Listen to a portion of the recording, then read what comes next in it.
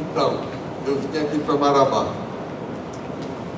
As possibilidades de voo eram assim: eu ter saído ontem de tarde, 5 horas da tarde de Salvador, chegava aqui 1h30 de manhã, essa madrugada, e hoje de manhã eu estaria aqui.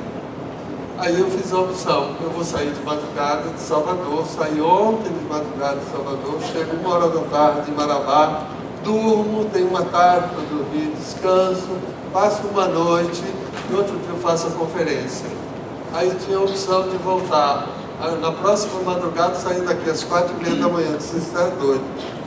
Duas madrugadas sem dormir, eu não aguento. Então, eu fiz a opção: tem um voo 4 e não sei quanto da tarde, eu vou da tarde. Aí eu fico um dia sem fazer nada. Eu leio um livrinho no hotel. Não é? Então, eu conheço fatos, são os horários de voo, eu avalio qual é o mais satisfatório e eu tomo decisões. Aí um sujeito vai dizer assim: você é doido. Embora no dia anterior, eu falei: não, mas aí eu me desgasto, não é? Então eu tenho um cunhado que é um cirurgião e ele tem as especialidades, ele vai para Salvador hoje para fazer, eu ia chegar hoje em Salvador, ao chegar mais ou menos 11 horas da manhã, de tarde hoje ele ia fazer uma cirurgia numa pessoa lá, no hospital, com a especialidade dele, e vai sair de voo às 1h30 da manhã para a terra dele. Isso é doido. Ah, mas eu não tenho tempo, vai morrer amanhã, não é? Porque o conhecimento dos fatos e dos valores não está ajudando ele a agir para se proteger na vida, está ajudando ele a agir para dizer assim: eu tenho que fazer, eu tenho que fazer, eu tenho que fazer, eu tenho que fazer. Então, a vida da gente está pautada nesses 3 conhecimentos: conhecimento dos fatos, conhecimento dos valores e agir. Conhecimento dos fatos depende da investigação científica, conhecimento dos valores depende da investigação avaliativa, e o agir é a escolha de como fazer alguma coisa baseado no conhecimento dos fatos e na decisão decorrente dos valores. É assim que funciona a vida. Não é porque eu quero, ou porque vocês querem, porque alguém quer. Não. Foi assim que, nos milhões de anos de evolução para chegar no ser humano, nós chegamos desse jeito. Muito bem, o que isso tem a ver com avaliação da aprendizagem na sala de aula? Tudo, não é?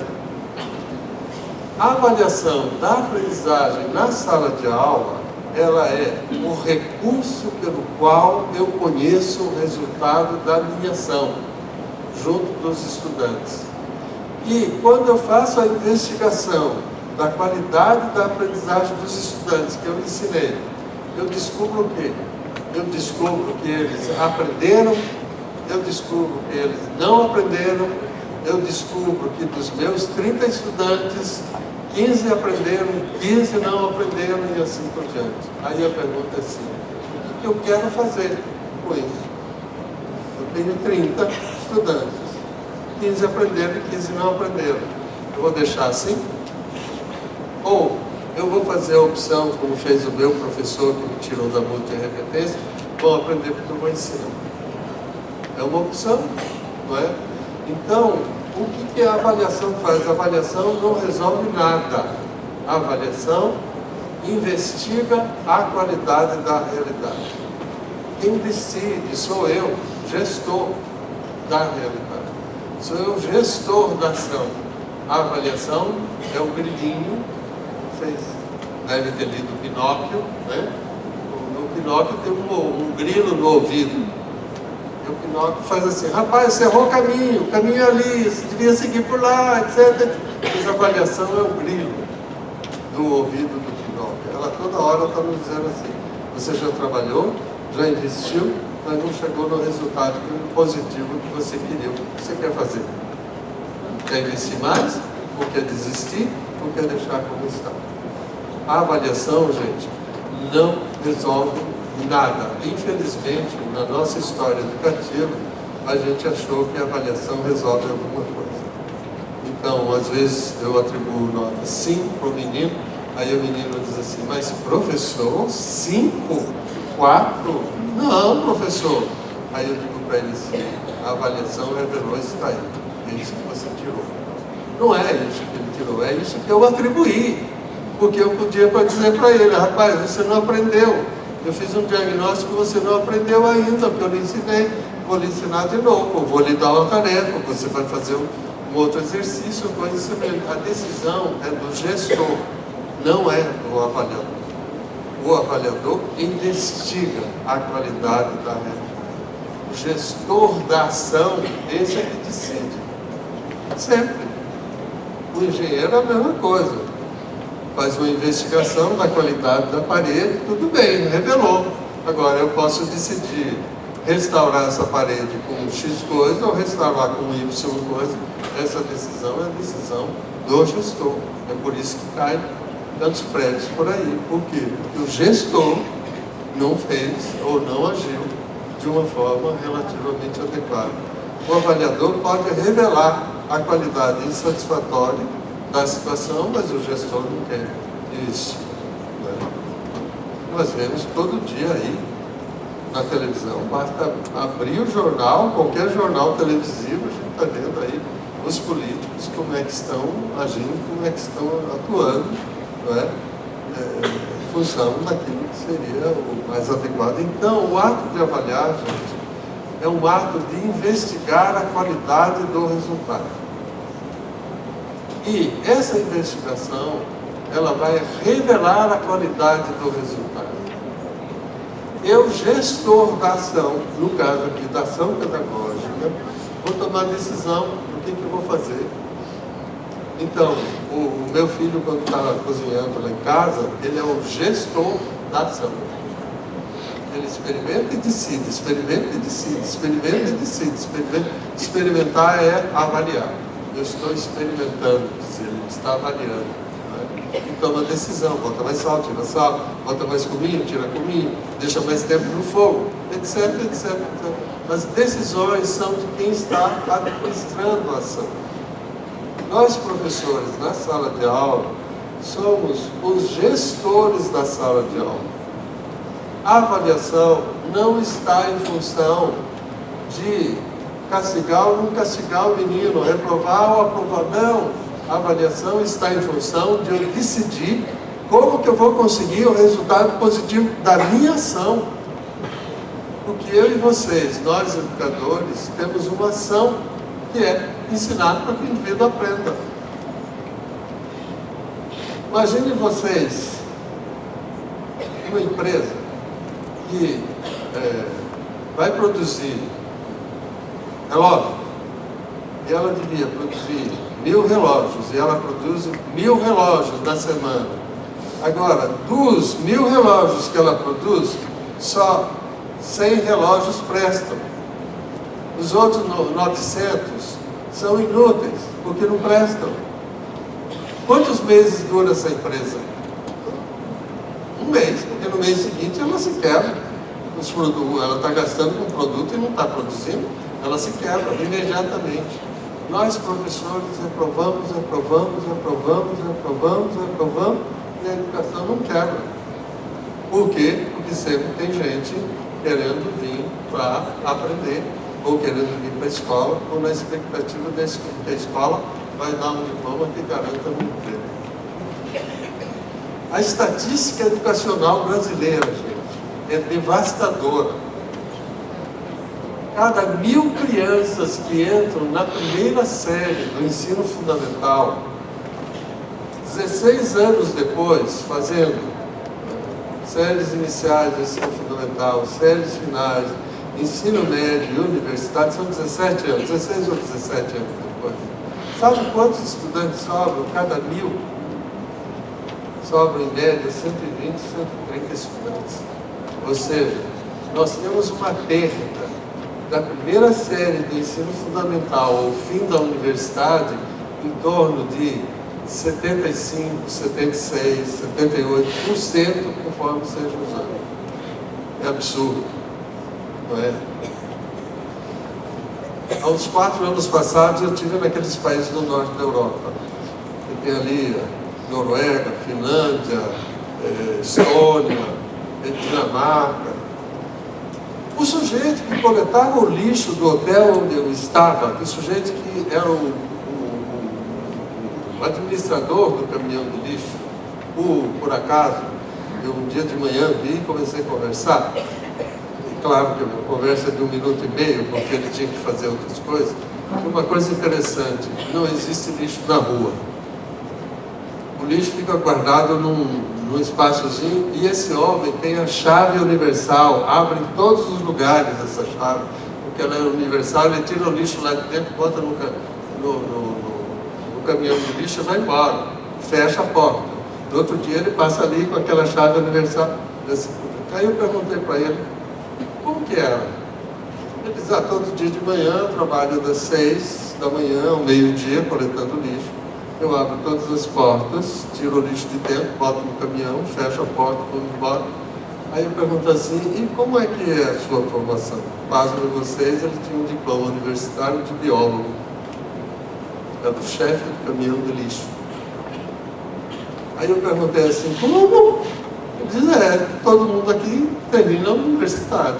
A gente entra na primeira série lá na escola e vai seguindo. Eu, como biólogo, como eu estou trabalhando com lixo, é preciso que eu entenda de lixo, que eu tenha cuidado de lixo, etc, etc. E eu sou um biólogo, tenho um diploma universidade de biólogo, coletando lixo. Se a gente tivesse um profissional assim no Brasil, a gente diz assim, que absurdo. O sujeito passou a vida inteira estudando para ser coletor de lixo. Não é? Mas esse é o sonho, gente, esse é o ideal.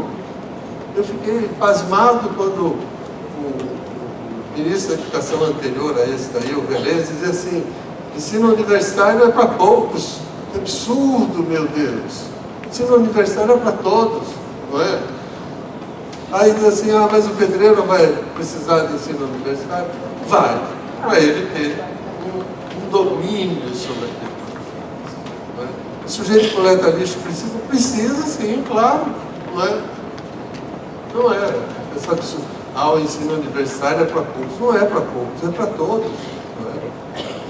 Então, o ato de avaliar é o segundo ato universal necessário a todo ser humano, que é conhecer fatos, conhecer valores ou qualidades e, com base no conhecimento dos fatos e no conhecimento dos valores, a decisão da ação adequada.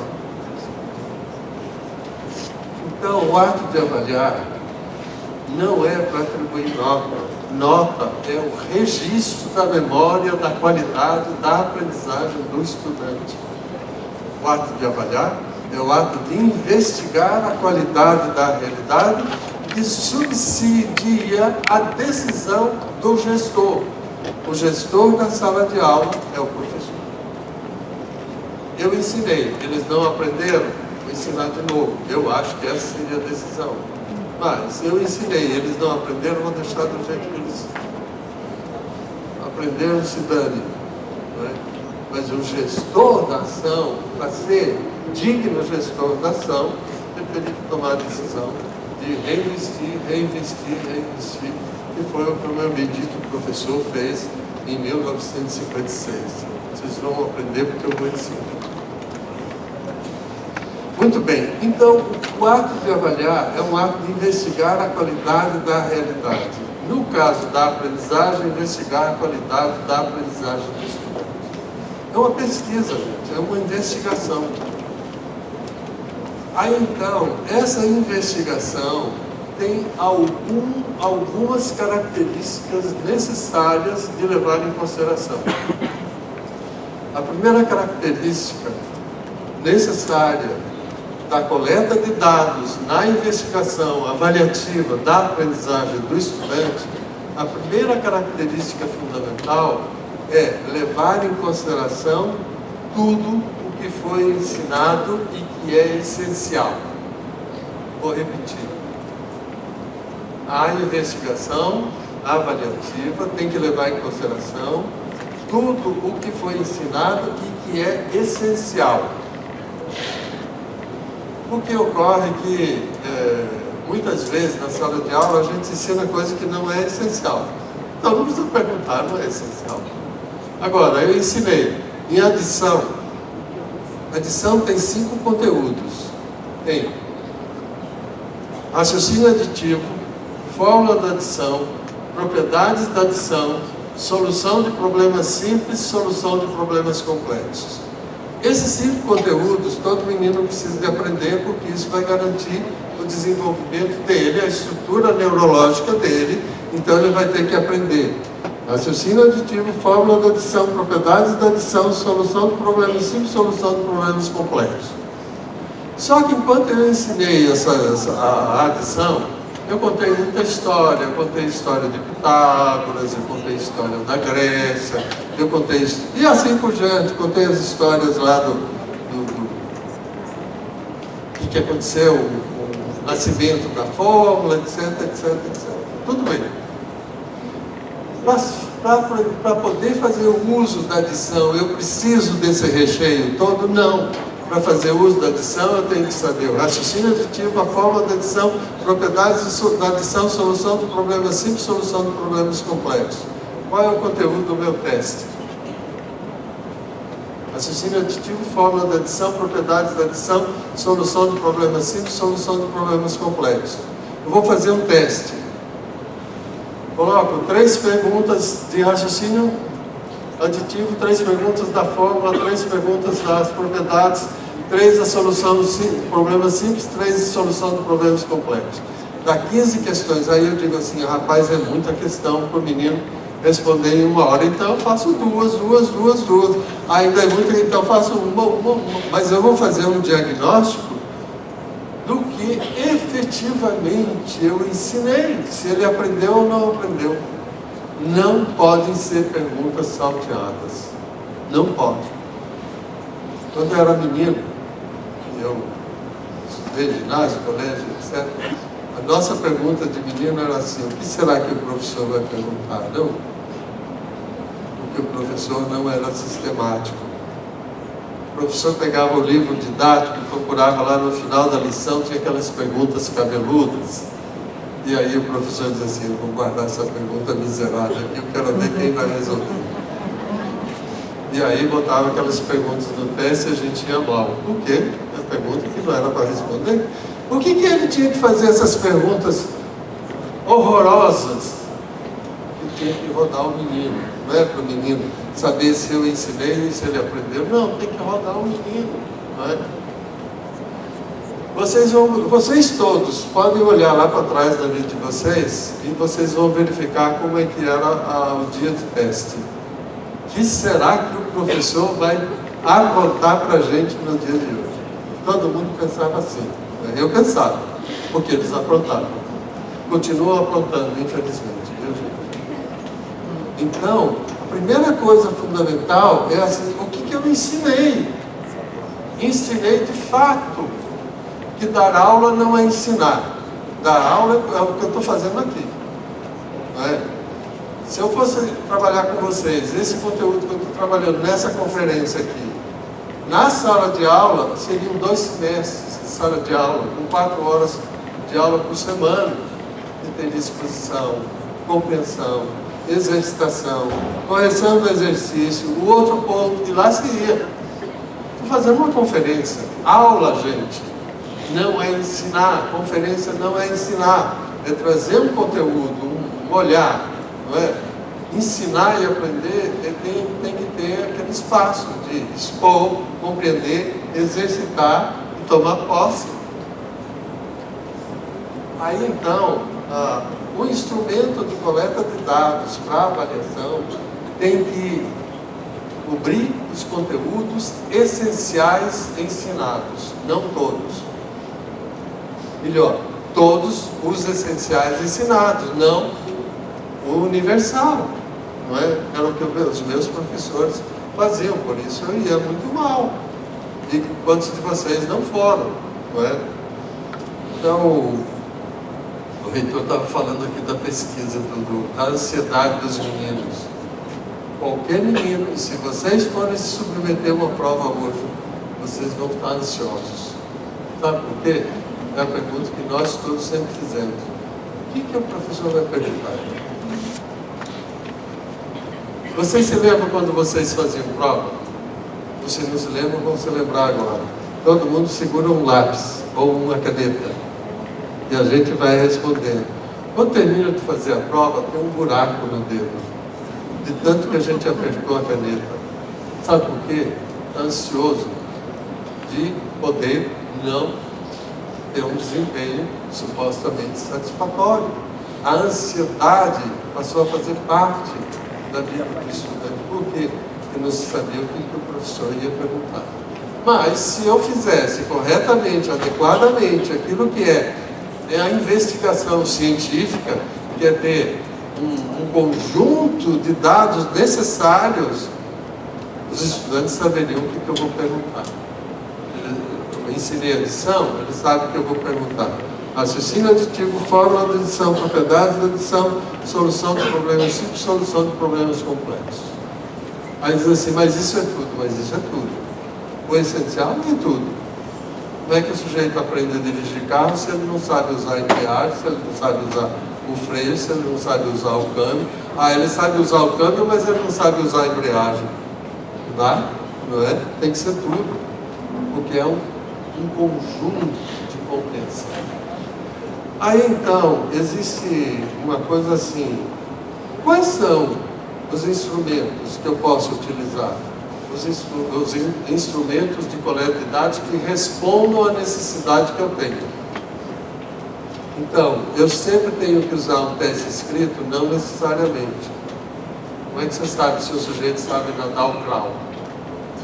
Ele tem que cair na piscina e nadar. Não adianta ele escrever como é que nada o crawl. Ele pode escrever como nada o crawl, mas cai na piscina e ele morre. Não é? Então, cada conhecimento, cada habilidade vai precisar de ser investigada com a qualidade própria desse conhecimento, dessa habilidade, não um instrumento universal. O teste, ele é mais ou menos universal porque ele é descritivo, mas existirão muitas atividades que não são, não tem como coletar os dados descritivos a partir do teste. Não é? Cirurgião cardíaco, ele pode dizer que ele sabe fazer cirurgia, mas eu quero ver ele fazer a cirurgia. Tem que ser prático, não é? Então, essa primeira característica fundamental da investigação avaliativa é coletar os dados necessários sobre aquela conduta que eu estou querendo saber se o indivíduo aprendeu. Não pode ser outros. Não, são aqueles, não é? Então, eu, professor, vocês, professores, nós temos que ter clareza. Primeiro, plano de ensino, o que nós vamos ensinar? Segundo lugar, ensinar efetivamente, segundo o nosso plano de ensino. Terceiro lugar, saber se o menino aprendeu, segundo o nosso plano de ensino. Então, a primeira característica de todo instrumento de coleta de dados para a investigação avaliativa é cobrir todos os conteúdos essenciais ensinados que deveriam ser aprendidos.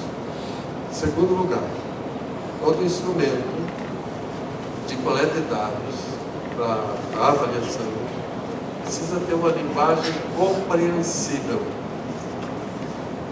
Não sei quantas vezes ocorreu com vocês, mas ocorreu comigo. Eu estava respondendo a prova, tinha a questão número 3, eu digo assim, rapaz, eu não consigo entender essa questão número 3. Aí eu chamo o professor, por favor, eu não consigo entender o que o senhor está pedindo na questão número 3. O professor respondia assim, até ontem eu sabia tudo, hoje eu não sei nada, te vira. Como é que a gente responde alguma coisa que a gente não entende? Eu não sei. Na hora que a gente sair daqui hoje, terminando esse evento aqui, vocês vão sair na rua. Aí, na primeira esquina aqui, um sujeito vai perguntar para vocês uma língua chamada aramaica. Vai perguntar assim, como se vai ao aeroporto dessa cidade? A língua é aramaica. O que vocês respondem? Eu não respondo nada. Faz assim, hã? Aí o sujeito vai repetir a pergunta e diz, hã? Aí ele fala, vai embora. Claro, como que eu vou responder se eu não entendo? E como que eu, professor, faço uma pergunta num teste, o menino não entende, e o menino me diz assim, professor, eu não entendi a sua questão, e eu digo assim, rapaz, se vira, não vou te ajudar não, não pode, gente. A pergunta tem que ser compreensível, não tem outro jeito, não é? Porque esse é um mecanismo que a evolução humana inventou para mim, para vocês e para todos nós. Eu posso responder alguma coisa que eu compreendo, não é? Se eu não compreendo, não tem como eu responder.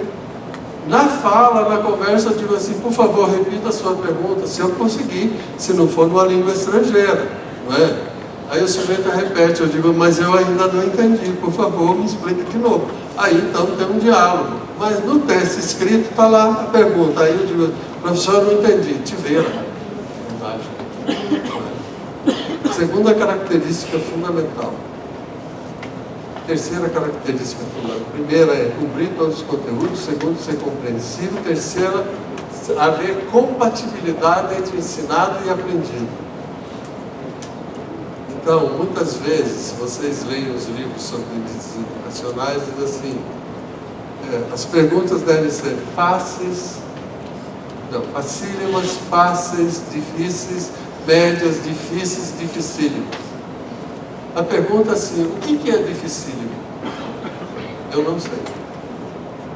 Se me botarem na cabine de um Boeing 765, são 65 computadores que tem lá dentro. Para mim, é dificílimo, muito difícil, pilotar aquele avião. Mas, para o sujeito que treinou, e ele é piloto, ele chega lá, senta, maravilha, facílimo, não é? Então, uma vez eu fiz um voo de uma cidade do interior da Bahia para Salvador. Deu uma tempestade no caminho. E o piloto e o copiloto eram aquele avião Bandeirantes, que é produzido aqui no Brasil. E ele não tem aquela separação entre a cabine do piloto, o copiloto e o corpo do avião. A gente podia ver o piloto e o copiloto trabalhando. O avião subia, descia, chuva, vento, trovão, etc. E eu dizia, não, olha, desse Bandeirantes vai cair.